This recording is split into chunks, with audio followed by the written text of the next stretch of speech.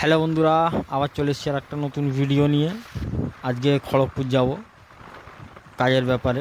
তা আমাদের এখান থেকে মোটামুটি খড়গপুর টোটাল আপনার 110 কিলোমিটার যেতে লাগে। তা এখন আছি উপস্থিত কোলাঘাট ব্রিজের উপরে।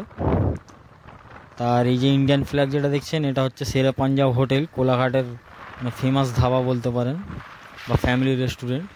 খুব ভালো জায়গা।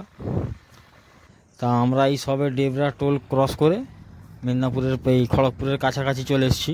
এখান থেকে আর ওই 20 কিলোমিটার 25 কিলোমিটার মোটামুটি বাকি। তা আমরা এখন চলে এসেছি খড়গপুরে। তা আমাদের নামাজের টাইম হয়ে গেছিলো, তা ভাবলাম নামাজটা এখানে পড়ে নিই, পাশেই মসজিদ, মার্কেটের পাশে। নামাজটা পড়ে মোটামুটি তারপরে যাব মার্কেটের দিকে।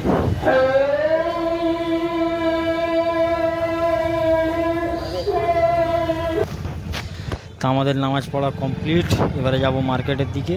ওখানে কাজ মেটাতে মোটামুটি ঘন্টাখানেক আরও লাগবে। মানে 7টা বেজে গেছে অলরেডি, 8টা মোটামুটি বেজে যাবে। আবার বাড়ি ফিরতে করতে ধরেন আরও 2.5 ঘন্টা লাগবে। তা দেখা যাক কী হয়। তা মোটামুটি আমাদের সাথে থাকুন, আর অবশ্যই ভিডিওটা ভালো লাগলে একটা লাইক, শেয়ার, সাবস্ক্রাইব করে দিয়ে যাবেন। তো আজকের ভিডিও এই পর্যন্তই, আবার দেখাবে নেক্সট কোনো ভিডিও।